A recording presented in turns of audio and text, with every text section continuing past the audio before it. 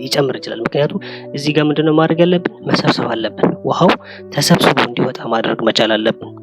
ተሰብስቦ እንዲወጣ ምንድነው የምናደርገው? በዚህ ጋር ታይፕ ኤ እንዲወጣ አድርገን በዚህ ጋር ደግሞ ታይፕ ሲ ማድረግ አለብን ማለት ነው። አሁን ቀጥታ ወዴት ነው የምንሄደው?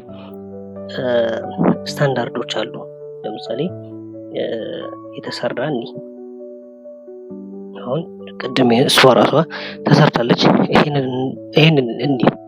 ይሄንን ታይፕ ኤ ኢንዲወል እንለዋለን። ታይፕ ኤ ኢንዲወል ማለት በዚህኛው ዳይሬክሽን ውሃ ይመጣል፣ በዚህም ዳይሬክሽን ውሃ ሊመጣ ይችላል፣ በዚህም ዳይሬክሽን ሊመጣ ይችላል። ይሄንን ደግሞ ታይፕ ሲ ኢንዲወል ነው የምንለው። ታይፕ ሲ ኢንዲወል ማለት ይሄንን የገባ ውሃ በዚህ ዳይሬክሽንም በዚህ ዳይሬክሽን የገባ ይሄን ቶፕ ቪው ነው። ኦሬዲ እንዴት ነው እንደሚሰራ እናየዋለን ኋላ። በዚህ ዳይሬክሽን የሚመጣው አለ፣ በዚህ ዳይሬክሽን የሚመጣው አለ፣ በዚህ ዳይሬክሽን የሚመጣው አለ። ውሃውን እንደገባ እዚህ ጋር ተመሳሳይ በዚህ ይሄንን ራሱ ብንጠቀም ኖሮ ውሃው ወደዚህም ሊወጣልን ይችላል።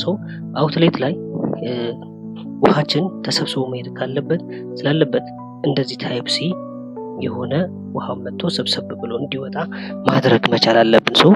ታይፕ ሲ አሁን እዚህ ቦታ ላይ የምንጠቀማት እንደዚህ አይነት ፍላት ኤሪያ ላይ አክቹአሊ ዲተርማይን ተደርጎ ይሰጣል ያለው ፕሮጀክት ላይ ይሄንን ተጠቀሙ ይባላል።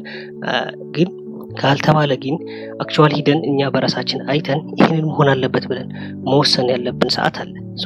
በዛ ሰዓት ግን እኛ እዛ ጋር በአካል በመገኘት የኢንሌቱ ውሃ እነዚህ መጋቢ የሚባሉ አይደል አንድ ወንዝ የሚመግቡትን በምን አቅጣጫ ነው የሚመጡት፣ ያለው ቦታውን ኮንዲሽኑ ከፍ ያለ ነው ዝቅ ያለ ነው፣ እነዚህ አይተን ዲተርማይን ማድረግ መቻል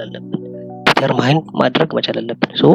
እዚህ ጋር ምንድነው የምናደርገው? አሁን የኛ ስራ አሁን በታይፕ ኤ ኢንዲወል እና በታይፕ ሲ ኢንሌት ታይፕ ሲ አውትሌት ታይፕ ኤ ኢንሌት አድርገን ነው መስራት የምንችለው ነው። ስለዚህ ወደ ስራችን እንምጣ። ወደ ስራችን ስንመጣ ይሄንን ነው። አሁን ቀጥታ ምንድነው ማድረግ ያለብን? ስታንዳርዶች አሉ። ለምሳሌ ፓይፓችን